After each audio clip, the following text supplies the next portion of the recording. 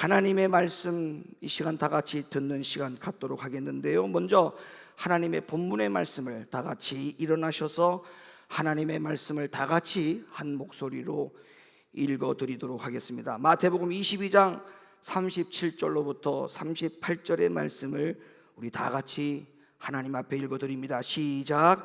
예수께서 가라사대 네 마음을 다하고 목숨을 다하고 뜻을 다하여 주 너의 하나님을 사랑하라 하셨으니 이것이 크고 첫째 되는 계명이요. 아멘. 자리에 앉아주시기를 바랍니다. 오늘 주어진 말씀을 가지고 여러분들에게 드릴 하나님의 말씀의 제목은 내 안에 계신 주님을 이렇게 사랑하자라는 제목으로 하나님의 말씀을 여러분 앞에 대언하도록 하겠습니다. 오늘 말씀에도 분명히 그렇게 말씀하고 있습니다마는 주님은 우리에게 뭐라고 명령하시고 계시냐면 주 너의 하나님을 사랑하라 이렇게 말씀하고 있습니다. 이 주님의 말씀에 여러분들이 순종하는 성도님들 되기를 예수님의 이름으로 축복합니다. 따라합시다. 주 나의 하나님을 사랑하자. 시작. 자, 그러면 왜 우리가 하나님을 사랑하는 것이 왜 그렇게 중요한 문제인가라고 하는 부분을 먼저 말씀을 드릴게요. 우리가 하나님을 사랑하게 되면 우리가 복을 받을 수 있겠다라는 생각을 가질 수 있겠지만 우리가 하나님을 사랑하는 목적이 우리의 삶에 복을 받기 위해서 하나님은 우리에게 사랑하라고 말씀하는 것이 아닙니다. 물론 하나님을 사랑하면 하나님이 복을 주십니다. 그러나 문제는 첫째의 이유가 복을 받기 위해서 하나님을 사랑하는 것이 아니라는 겁니다. 이보다 훨씬 더 중요한 이유가 있어요. 왜 하나님을 사랑해야 되느냐? 여기에 대한 가장 중요한 이유가 성경은 뭐라고 말씀하고 있느냐면 요한복음 14장 15절에 보니까 너희가 나를 사랑하면 내 계명을 지켜야 하느니라. 할렐루야. 너희가 나를 사랑하면 너희는 나의 계명을 지켜야 하느니라. 이 말씀에는 하나님을 왜 사랑해야 되는지에 대한 이유도 설명하고 있지만 하나님을 어떤 방법으로 사랑해야 되는지에도 말씀을 하고 있어요. 하나님을 사랑하는 자는 하나님의 계명을 지키는 방법으로 하나님을 사랑하라고 말씀하고 있어요. 여러분, 왜 이 말씀이 너무나 중요한 이야기냐면 여러분 생각해 보세요. 구원의 문제에 있어서 하나님의 계명을 지키는 것보다 더 중요한 것이 또 있겠습니까? 없습니다. 구원의 문제에 있어서 가장 중요한 문제가 계명 지키는 거예요. 하나님 말씀에 순종하는 거예요. 그러니까 결론적으로는 왜 하나님을 사랑해야 됩니까? 라고 할 때 내 가정이 좀 복을 받으려면 하나님을 사랑해야 되지 않겠어요? 아니면 내 남편이 사업이 좀 더 잘 되려면 하나님을 조금 더 사랑해야 되지 않겠어요? 내 자녀가 지금 대학 입시를 앞두고 있는데 좀 있으면 수능이죠. 하나님 앞에 좀 더 그나마 그동안에 내가 시간이 없어서 못했던 거 이제 대학 입시를 앞두고 있는 수능을 앞두고 있는 내 자녀를 위해서라도 내가 부모가 희생을 해야 되니까 하나님을 사랑해야 되지 않겠어요? 그런 방법으로 하나님을 사랑하는 것이 아니에요. 어떤 목적으로? 구원의 문제가 달려있다니까요. 그러니까 구원의 문제가 달려있기 때문에 하나님을 사랑하라는 거예요. 사랑하는 성도 여러분, 여러분이 왜 교회를 나오십니까? 하나님 사랑해서 그렇죠. 그럼 하나님을 사랑하면 계명 지켜야 돼요. 계명 지켜야 돼요. 입술로만 사랑하는 것은 하나님을 사랑하는 게 아닙니다. 이 앞에 있는 목사도 하나님을 사랑하는 방법으로 계명 지키기 위해서 최선을 다하고 힘을 쓰는 거예요. 우리 높은 교회 성도님들도 다 그런 성도님인 줄로 전혀 의심하지 않습니다. 아무리 강조하여 또 가르치더라도 이 진리에 대해서 많은 성도들이 부담감을 느낍니다. 하나님을 사랑하라라고 하는 그 말씀에는 동의를 하겠는데 계명 지키면서 하나님 사랑하라고 하는 그 말에는 동의를 못 하겠다는 거예요. 다시 말하면 부담감을 느끼는 거예요. 그래서 계명 지키는 방법 말고 다른 건 다 하겠다는 거예요. 하나님을 사랑하는 것에 있어서. 그래서 교회 와서 열심히 청소하는 한 부분을 가지고 하나님을 사랑하고, 또 교회에서 맡은 직분을 열심히 감당하는 것, 그것 통해서 하나님을 사랑하는 것, 그리고 목사님 식사 대접해드리는 그 방법으로 하나님을 사랑하는 것, 이런 이야기를 할 수 있겠지만 아닙니다. 그거는 두 번째예요. 두 번째, 세 번째가 되지만 가장 첫 번째 이유는 내가 왜 하나님을 사랑하느냐, 성경에 하나님을 사랑하는 자는 계명을 지키라고 했고, 그 계명을 왜 지키라고 했느냐, 바로 구원의 문제가 달려있기 때문에 그렇다는 것. 그러니까 결론적으로 하나님을 사랑하면 복을 받는 것이 목적이 아니고 구원의 복을 받는 것이 목적이 되어야 하는 것입니다. 사랑하는 성도 여러분, 우리에게서 최고의 복이 뭔지 아세요? 구원이에요. 우리에게서 최고의 축복이 뭐예요? 하나님 나라에 들어가는 거예요.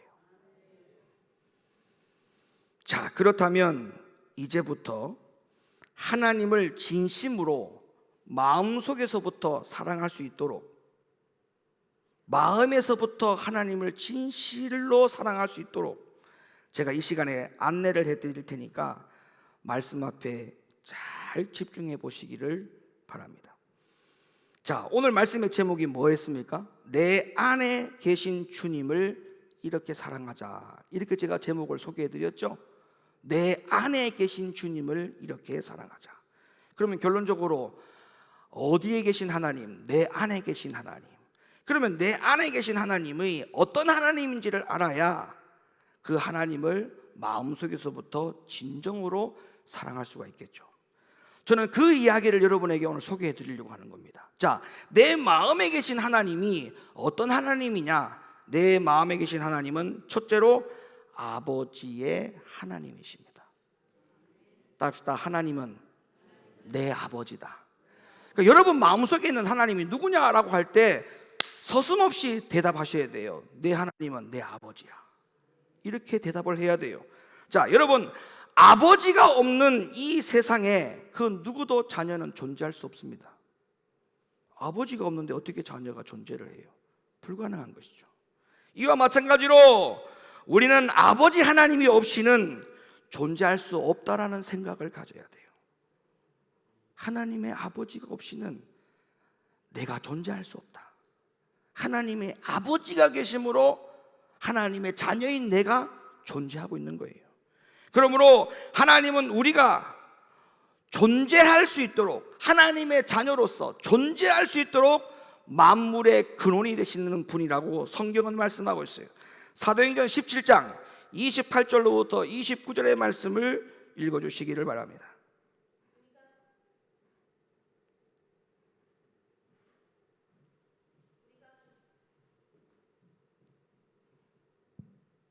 우리가 그를 힘입어 살며 기동하며 있느니라.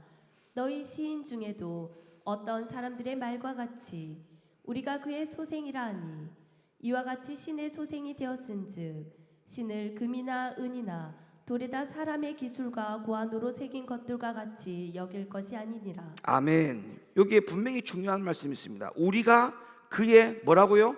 소생이라. 우리가 그의 소생이라. 우리는 하나님 때문에 사는 존재예요.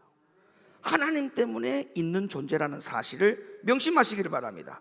그리고 또한 하나님은 우리를 자녀라고 하셨고, 또한 우리를 낳았다라고 말씀하고 있어요. 요한복음 1장 12절부터 13절 말씀. 영접하는 자, 곧 그 이름을 믿는 자들에게는 하나님의 자녀가 되는 권세를 주셨으니, 이는 혈통으로나 육정으로나 사람의 뜻으로 나지 아니하고 오직 하나님께로서 난 자들이니라. 아멘. 자, 그러면 하나님이 우리의 아버지라는 것이 우리에게 어떤 의미가 있느냐 하면, 무엇보다도 그것은 하나님이 저와 여러분들을 지극히 낳았기 때문에 지극히 사랑한다는 거예요. 그의 소생이라 했거든요. 그의 소생이라. 여러분들도 배 아파 낳은 자녀들이 다 있잖아요. 그 자녀를 얼마나 사랑합니까? 여러분, 모든 부모는 자녀를 사랑하고 자녀에게 좋은 것을 주기를 원할 겁니다. 하나님도 마찬가지예요. 여러분 안에 계신 하나님이 여러분에게 좋은 것을 주시는 하나님이라는 마음, 그 마음을 여러분들이 이해하셨으면 좋겠어요. 하나님은 결코 여러분에게 해가 되는 것을 주지 않습니다. 하나님을 극진히 사랑하면 그 하나님은 여러분에게 좋은 걸 주십니다. 자, 그러면 예수님은 이 부분에 대해서 이렇게 말씀하셨어요. 마태복음 7장 9절로부터 11절 말씀. 너희 중에 누가 아들이 떡을 달라 하면 돌을 주며 생선을 달라 하면 뱀을 줄 사람이 있겠느냐? 너희가 악한 자라도 좋은 것으로 자식에게 줄 알거든. 하물며 하늘에 계신 너희 아버지께서 구하는 자에게 좋은 것으로 주시지 않겠느냐? 그러니까 하나님은 아버지로서 모든 좋은 것의 근원이 되시는 거예요. 야고보서 1장 17절 말씀. 각양 좋은 은사와 온전한 선물이 다 위로부터 빛들의 아버지께로서 내려오나니 그는 변함도 없으시고 회전하는 그림자도 없으시니라. 아멘. 그리고 하나님은 아버지로서 우리에게 아무것도 아끼지 않으신다라고 말씀까지 하고 계세요. 로마서 8장 32절 말씀. 자기 아들을 아끼지 아니하시고 우리 모든 사람을 위하여 내어 주시니가 어찌 그 아들과 함께 모든 것을 우리에게 은사로 주지 아니하시겠느뇨? 에베소 1장 3절 말씀.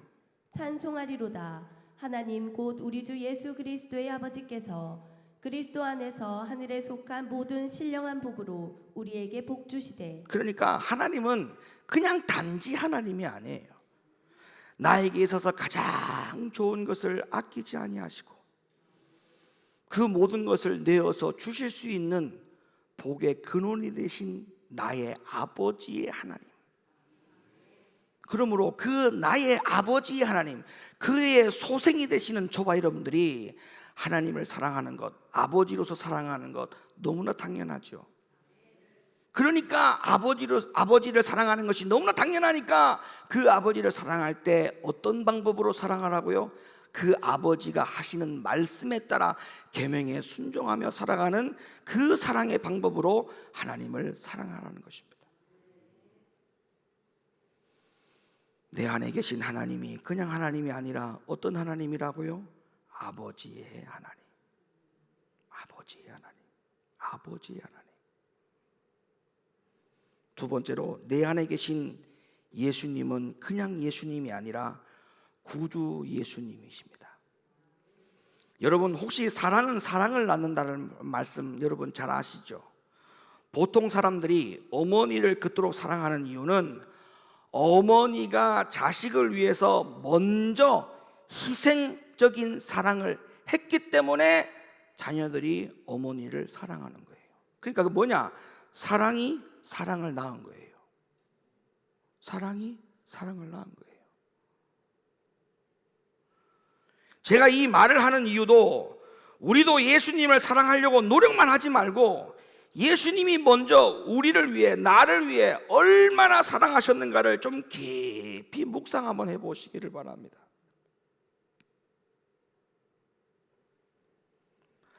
예수님은 우리들의 죄의 문제를 위해서 십자가에 대신 죽어주심으로 말미암아 우리에게 구원의 길을 내어주신 그 구주라는 사실은 여러분이 익히 들어서 잘 알 겁니다.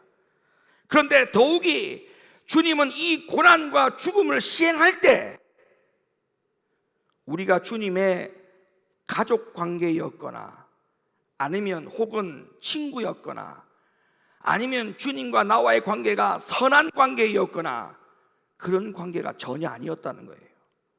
오히려 주님과 나와의 관계가 죄인의 관계였고, 맞습니까?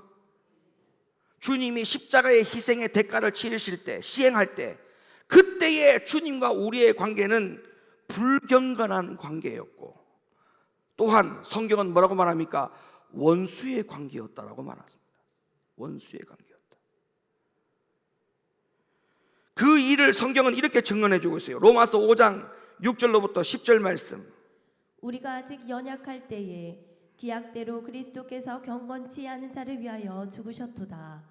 의인을 위하여 죽는 자가 쉽지 않고 선인을 위하여 용감히 죽는 자가 혹 있거니와 우리가 아직 죄인 되었을 때에 그리스도께서 우리를 위하여 죽으심으로 하나님께서 우리에게 대한 자기의 사랑을 확증하셨느니라. 그러면 이제 우리가 그 피를 인하여 의롭다 하심을 얻었은즉 더욱 그로 말미암아 진노하심에서 구원을 얻을 것이니 곧 우리가 원수 되었을 때에 그 아들의 죽으심으로 말미암아 하나님으로 더불어 화목되었은즉 화목된 자로서는 더욱 그의 살으심을 인하여 구원을 얻을 것이니라.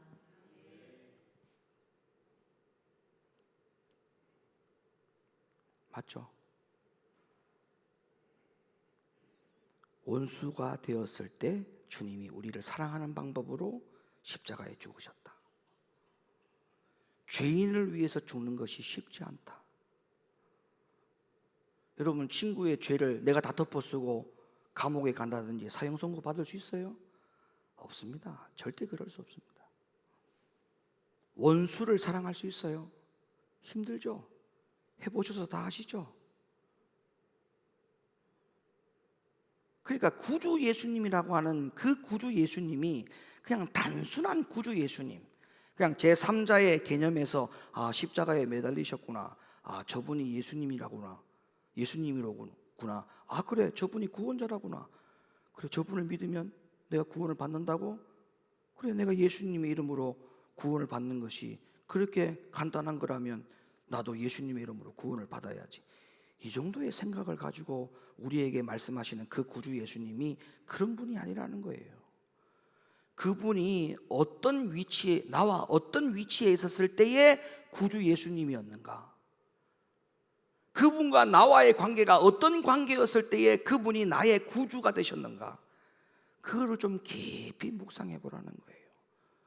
원수였을 때, 죄인이었을 때, 괴수였을 때, 그럴 때에 주님이 나에게 구주 예수님 되셨다. 이 사랑은 이 세상에 어느 누구도 흉내낼 수 없는 사랑입니다.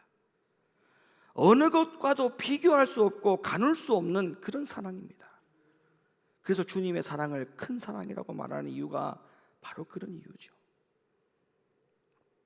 이 세상에는 많은 사랑이, 우리 인간적인 사랑이, 저 친구는 나를 배신하지 않나, 아니면 부모님은 나를 절대 버리지 않아, 부모와 자식 간의 사랑, 친구 간의 사랑, 아니면 연인과의 사랑이 이 세상에 최고의 조건 없는 사랑이고 최고의 큰 사랑이라고 생각하지만, 여러분 살아보시니까 어때요? 그 정의가 맞아요? 친구가 배신 안 하던가요? 부모가 버리지 않던가요? 애인이 나를 버리지 않던가요? 아니에요. 이 세상의 완벽한 사랑은 주님의 사랑. 완벽한 사랑은 주님의 사랑. 주님의 사랑. 어떤 아버지가 목욕탕에 아들을 데리고 목욕을 하러 갔대요.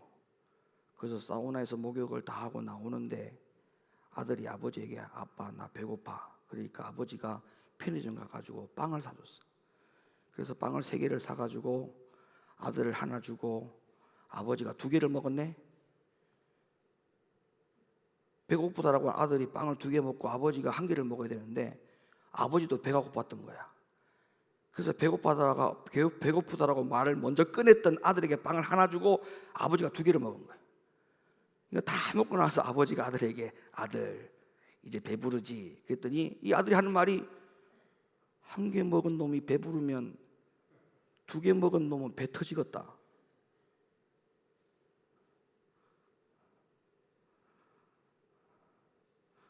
여러분 부모와 자식 간의 사랑도 완전하고 온전하지 않습니다.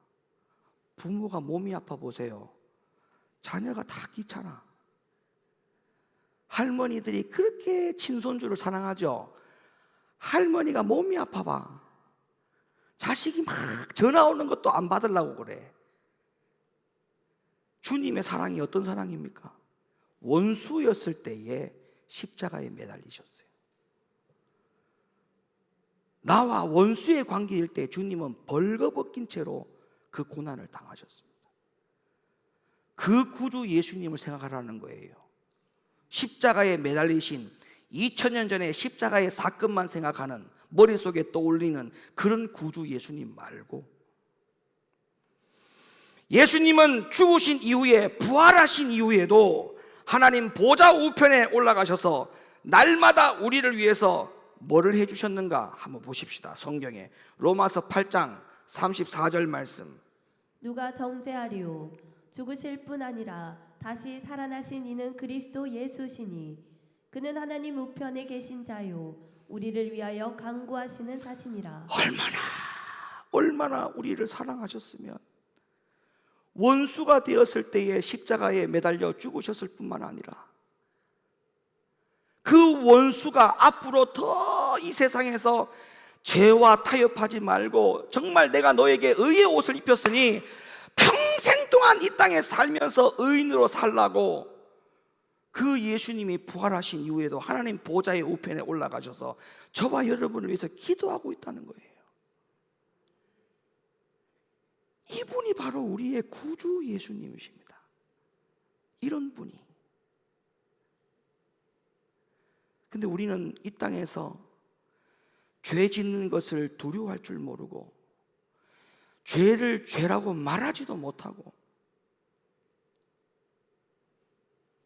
죄 짓는 것을 밥 먹듯이 하고 죄를 지었을 때 양심에 전혀 찔림이 없고 눈물 흘리며 기도할 줄도 모르고 죄는 모양이라도 버려야 된다고 하는 선입관을 가지고 살아야 되는데 그런 선입관조차도 없이 살아가는 우리의 모습들을 바라볼 때 의심이 드는 거예요. 과연 저 성도가, 저분이 구주 예수님이라고 하는 정의를 과연 어떻게 내리고 있을까? 나와의 관계 속에서 구주 예수님을 생각하는 걸까? 그 예수님이 죽으시고 부활하신 이후에도 하나님 보좌 우편에 올라가서 나를 위해서 간구하고 기도하고 있다는 그 구주 예수님을 도무지 알까? 이런 생각을 안 할 수가 없어요. 사랑하는 성도 여러분, 이 모든 사실들을 다시 한번 곰곰이 생각해 보시기를 바랍니다. 이런 예수님을, 이런 구주를 어떻게 사랑 안 할 수가 있어요? 어떻게 사랑 안 할 수가 있어요? 우리 모두 이런 구주 예수님을 극진히 사랑하시되 이 또한 계명을 지키면서 순종하면서 주님 사랑하기를 예수님의 이름으로 간절히 축원을 드립니다. 세 번째로, 내 안에 계신 성령님은 그냥 성령님이 아니라 보혜사 성령님입니다. 성령님은 그냥 성령님이 아니에요. 성령님은 우리를 도와주시는 보혜사 성령이라고 성경은 우리들 가운데 말씀해 주고 있죠. 그래서 성경에서는 성령님을 말씀하실 때 우리를 곁에서 돕는 분으로 말씀하기 위해서 보혜사라는 단어를 쓰신 겁니다. 자, 성경을 볼까요? 요한복음 14장 16절 말씀. 내가 아버지께 구하겠으니 그가 또 다른 보혜사를 너희에게 주사 영원토록 너희와 함께 있게 하시리니. 요한복음 15장 26절 말씀. 내가 아버지께로서 너희에게 보낼 보혜사 곧 아버지께로서 나오시는 진리의 성령이 오실 때에 그가 나를 증거하실 것이요. 요한복음 16장 7절. 그러하나 내가 너희에게 실상을 말하노니 내가 떠나가는 것이 너희에게 유익이라. 내가 떠나가지 아니하면 보혜사가 너희에게로 오시지 아니할 것이요 가면 내가 그를 너희에게로 보내리니. 여러분, 성령님의 도우심은 우리에게 절대적으로 필요합니다. 따라합시다. 성령의 도움은 나에게, 내 가정에게, 우리 교회에게 절대적으로 필요하다. 믿으시면 아멘 하십시다. 그래서 로마서 8장 26절에는 이와 같이 성령도 우리의 연약함을 도우시나니 이렇게 말씀하고 있어요. 누가복음 18장 9절부터 13절의 말씀에 보면 예수님 당시에 자기가 의롭다고 믿었던 바리새인들은 세리와 죄인들을 멸시하고 조롱을 했었습니다. 그래서 성령님은 우리의 연약함을 멸시하지 않으시니라고 하는 그 분이라고 하는 것을 알렸어요. 그래서 보혜사 성령님이 우리에게 주시는 도움 중에 최고의 것이 무엇인지에 대하여서 에스겔 선지자가 예언을 통해서 이미 잘 소개를 해주신 적이 있습니다. 에스겔 36장 27절을 보시기를 바라요. 또 내 신을 너희 속에 두어 너희로 내 율례를 행하게 하리니 너희가 내 규례를 지켜 행할지라. 자, 우리는 죄인이었기 때문에 죄인이라서 죄를 지을 수밖에 없는 아주 연약한 존재입니다. 그래서 만물보다 더 부패한 것이 인간의 마음이에요. 여러분, 이 모든 사회의 죄악이 어디서 나왔어요? 나무에서 나왔어요? 동물에서 나왔어요? 이 세상의 모든 죄악이 여러분 어디서 나왔느냐? 부인할 수 없는 사실입니다. 우리 마음에서 나왔어요. 우리 마음에서 나왔어요. 이거를 부정할 수 있습니까? 우리 마음에서 나왔어요. 그러니까 이 세상이 잘못된 게 아니라 내 마음이 잘못된 거예요. 내 마음이 잘못된 거예요.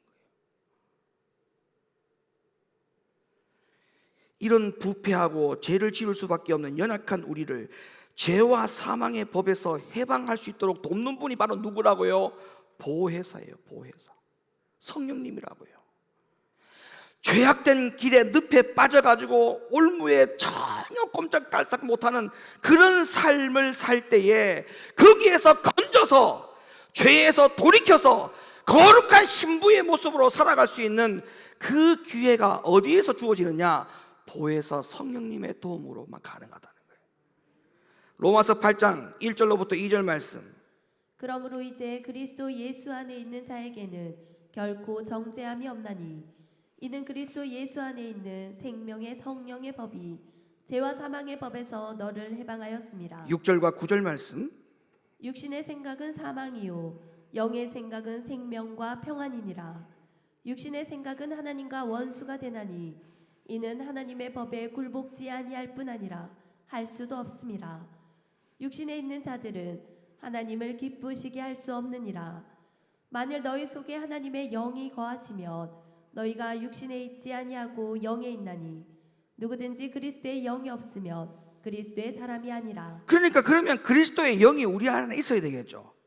맞죠? 그리스도의 영이 우리 안에 반드시 있어야 됩니다. 그래야 육신의 생각과 육신의 삶을 살지 않는 거라고 말씀하고 있잖아요. 그러면 하나님의 영이, 그리스도의 영이, 예수의 영이, 그 성령의 보혜사 되시는 그분이 우리 안에 있어야 된다라고 하는 것에 대해서 동의를 한다면, 그러면 내 안에 그 영이 어떻게 가능한가? 그 영이 내 안에 어떻게 있어야만 가능한가? 라고 하는 그 부분에 대해서 성경은 이렇게 말씀하고 있습니다. 마태복음 7장 7절.